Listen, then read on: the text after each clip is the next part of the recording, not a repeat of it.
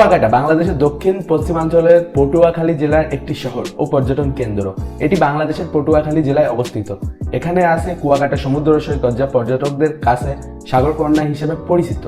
18 kilometre দৈর্ঘ্যের সৈকত বিশিষ্ট কুয়াকাটা বাংলাদেশের অন্যতম নৈসর্গিক সমুদ্র সৈকত। এটি বাংলাদেশের একমাত্র সৈকত যেখান থেকে সূর্য উদয় এবং সূর্য অস্ত দুটোই দেখা যায়।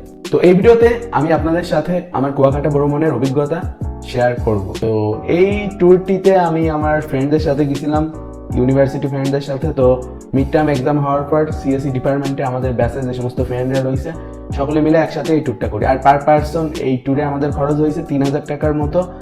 তো রাত 10টার দিকে আমরা সকলে মিলে বাসে উঠি এবং বাস কুয়াকাটায় গিয়ে পৌঁছায় অলমোস্ট ভোর 5টার দিকে। তো ভোর 5টায় ওই জায়গায় নামার পর আমরা হোটেল ঠিক করব এবং কিছু খাওয়া দাওয়া করবো। আর বলে রাখা ভালো, আমরা কিন্তু আগে থেকে কোনো হোটেল টোটেল ঠিকঠাক করিনি, তো স্পটে এসেই ঠিক করব। এখন আমরা রাতের বেলায় ভোরে হোটেল খুঁজতেছি।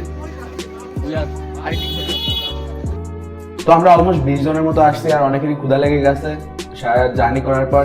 আর বেশিরভাগই রাত্রে ঘুমাতে পারেনি, বাট আমি হালকা 1-1.5 ঘন্টার মতো ঘুমাইছিলাম। তো পাশের আমরা একটা হোটেলে আসি এবং হোটেলে আসার পর এই জায়গায় দেখি বিভিন্ন ধরনের ফুড আইটেম আছে। তার ভিতর পরোটা, ডাল ভাজি, খিচুড়ি, সাথে ডিম ভাজি এবং বেশ কিছু ফিশ আইটেম রয়েছে। বাট এখন সারা রাত না ঘুমিয়ে গাড়ি বা সকালে ফিশ খেতে ইচ্ছা হয়। তো আমি খিচুড়ি আর ডিম ভাজি খেলাম, যেটা স্বাদ অনেক ভালো ছিল।